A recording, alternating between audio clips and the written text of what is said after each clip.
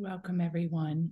While we're in our final stretch so fast, we've got four more mystics after this one. We have three, Tuesday and Wednesday are in the morning at 6:30 Mountain. Thursday is at 5 p.m. Mountain.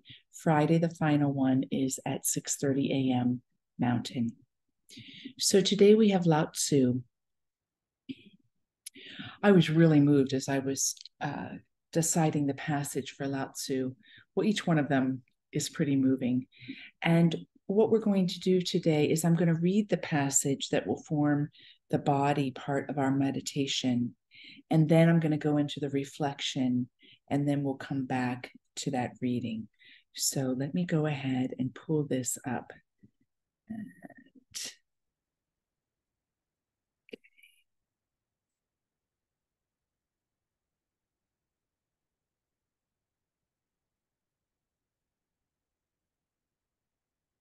So this comes from the Tao Te Ching. It's a little bit of a reading, so let yourself relax into listening.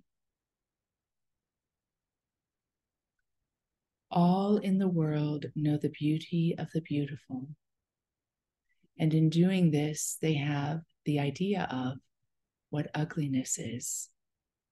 They all know the skill of the skillful. And in doing this, they have the idea of what the want of skill is. So it is that existence and non-existence give birth, the one to the idea of the other. That difficulty and ease produce the one, the idea of the other. That length and shortness fashion out of the one, the figure of the other. That the ideas of height and lowness arise from the contrast of the one with the other. That the musical notes and tones become harmonious through the relation of one with another. And that being before and behind give the idea of one following another. Therefore, the sage manages affairs without doing anything and conveys his instructions without the use of speech. All things spring up, and there is not one which declines to show itself. They grow, and there is no claim made for their ownership. They go through their processes, and there is no expectation of a reward for the results. The work is accomplished, and there is no resting in it as an achievement. The work is done, but how no one can see. 'Tis this that makes the power not cease to be. And that's really, really powerful. All of our readings are powerful, so it's not like one is more powerful than the other. So it's believed that Lao Tzu lived in 600 BC, but there's enough controversy over that we get anywhere from 6 to 300. So it's somewhere in the span of that 300 years he lives. And some things he was a contemporary of Confucius, others not. What is known, at least from the loose records that are held, is that he was an incredibly wise soul and he had lots of followers. He purposefully did not write anything down because in his belief, if he wrote it down, there was a really good chance it would become dogma. And look how much that happens when somebody who is spiritually illumined writes something down. They write it down so that it can offer its illumination to life. And very often it becomes something that's kind of the hallmark, a dogma that remains staunchly defensive against anything that might prove to be its contrary. So he chose not to write anything down. He said in one of his writings, life is a series of natural and spontaneous changes. Don't resist them. That only creates sorrow. Let reality be reality. Let things flow naturally forward in whatever way they like. That is a challenging teaching. And I think it's made even more challenging because those of us who have really devoted ourselves to living a life with conscience, we bring into it directives and intentions and considerations that lead us into continual discernment. And it almost seems that Lao Tzu is saying, just even let all of that go. Your markers for discerning what's loving and what's not loving. That would be a little exaggeration on what he means. But what he does, I think, point to is that we come to a place where we are not grasping, we're not averting from, we're not attaching to, we're not wrestling with, we're not fighting with, where we're not in relationship with something because of what we long for it to be. And that includes our discernment. So when we come into a place of allowing all things to be, then the natural answer arises. He was very, very strong on developing two sensitivities or two qualities, and that is to live a life from your instinct and from your conscience. And he says in his writings, at the center of your being, you have the answer. You know who you are, and you know what you want. He said that human life is constantly influenced by outside forces. And the key to navigating this is coming to a place of what he considered great power, and that's simplicity. That simplicity is the key to truth and freedom. He encouraged all his followers to observe and to seek to understand the laws of nature, to seek to develop intuition and build up personal power, to use that power to lead a life with love and without force. So you can see that some of his languaging, which can be a little bit unique from some of the mystics we've had, given his culture and his personal charism, his language has a lot to do with power and with ease and with force and with relationship to ourselves with all of these things. He recognizes that we have power and that to live a virtuous life is to understand the nature of that power. It also reveals the cosmic unity underlying all phenomena. His parables and his verses, they advocate a certain passive and intuitive behavior that's in natural harmony, but it's a passivity that's very alert.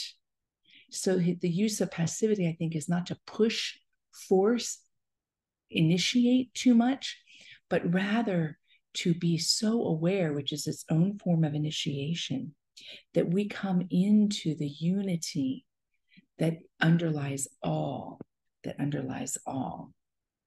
That is really something, right?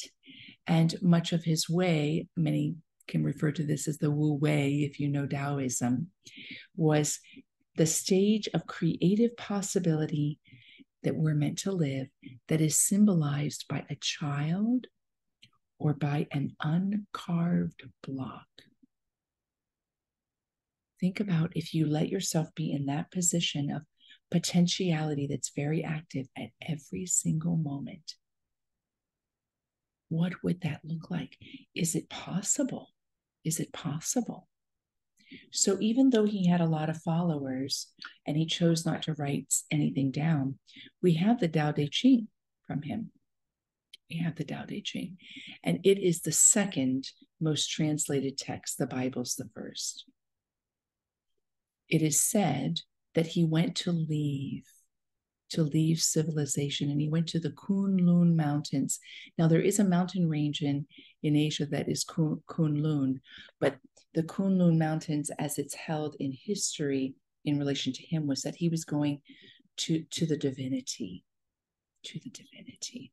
And when he went to leave the place where he was, there was a guard at the entrance, and the guard prevailed upon him and said, please, please write down your wisdom before you go. And this is what he did.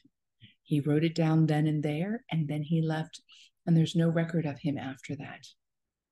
So a phenomenally powerful and insightful man. Here's another bit of his writing. When you are content to be simply yourself and don't compare or compete, everyone will respect you. Everyone will respect you. And here's another one. And this gave me solace today because of a loss I'm going through.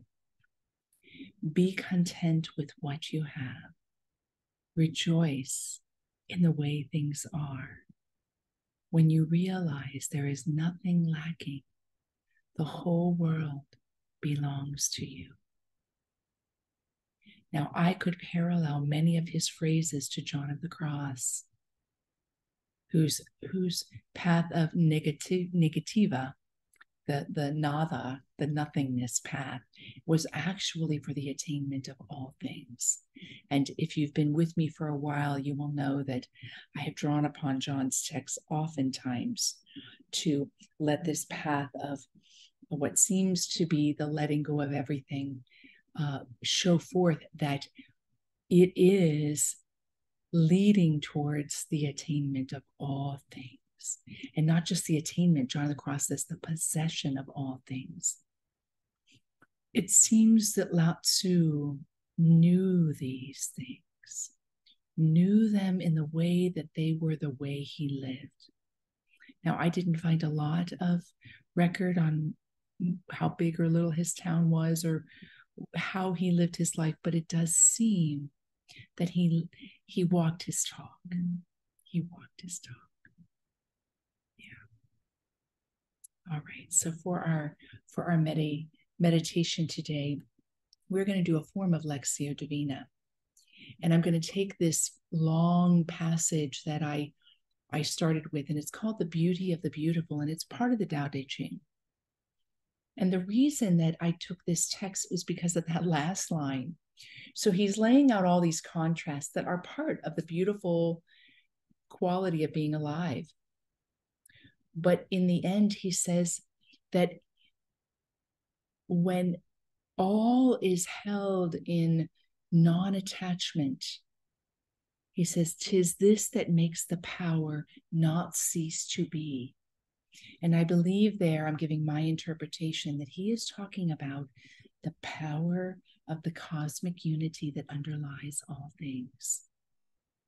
That when we do all of these things that he is suggesting in here, understanding the nature of things, understanding our relationship to them, which he says in the second part, that when we really understand and live that, then what happens is the power is as free as it could possibly be. But when we veer from it in our little ideas of one thing or another, then what happens is we divert the stream in a way. Now, will God be all in all? I think so. But if we wish for the power within us and around us to be truly unleashed, then let's open up to this mystic Lao Tzu. And that propels him into the field of being a mystic and not just a poet and a philosopher for me. His grasp of understanding this cosmic unity seems and feels very experiential to me. So what I'm going to do is we're going to enter into a bit of silence. And in the silence, I'm inviting you to step into the spaciousness of your being and in your own way, invite yourself or invite presence. Then I'm going to slowly read the passage. Then we're going to move back into silence. And that will be our meditation.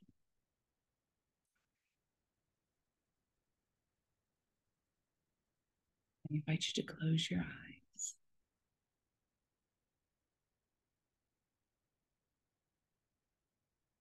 All in the world know the beauty of the beautiful. And in doing this, they have the idea of what ugliness is. They all know the skill of the skillful. And in doing this, they have the idea of what the want of skill is. So it is that existence and non-existence give birth, the one, to the idea of the other. That difficulty and ease produce the one, the idea of the other. That length and shortness fashion out the one, the figure of the other. That the ideas of height and lowness arise from the contrast of the one with the other. That the musical notes and tones become harmonious through the relation of one with another. And that being before and behind give the idea of one following another. Therefore, the sage manages affairs without doing anything and conveys his instructions without the use of speech. All things spring up, and there is not one which declines to show itself. They grow, and there is no claim made for their ownership. They go through their processes, and there is no exception of a reward for the results, expectation of a reward for the results. The work is accomplished, and there is no resting in it as an achievement. The work is done, but how, no one can see. 'Tis this that makes the power not cease to be. We move into silence together.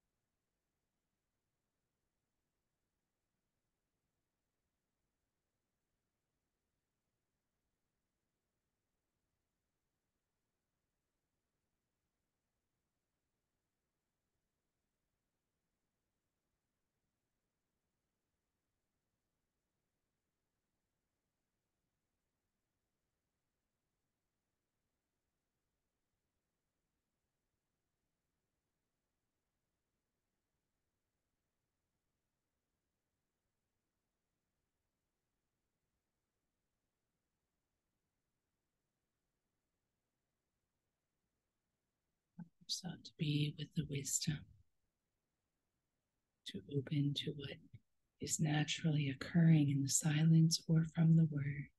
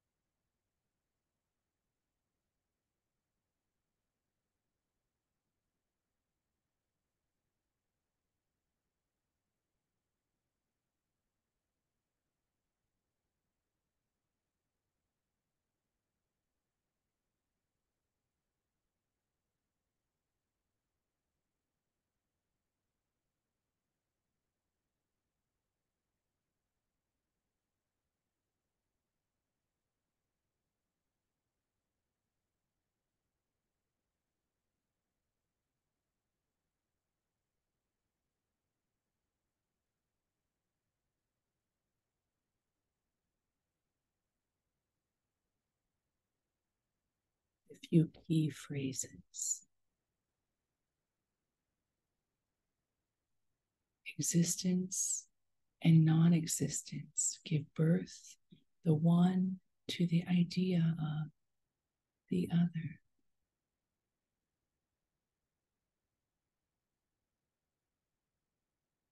The sage manages affairs without doing anything. All things spring up, and there is not one which declines to show itself. They grow, and there is no claim made for their ownership.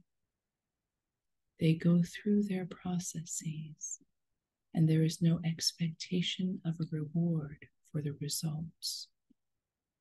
The work is accomplished, and there is no resting in it as an achievement.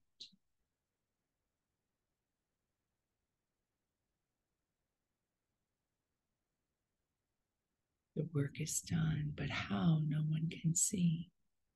'Tis this that makes the power not cease to be. We end with another moment of silence.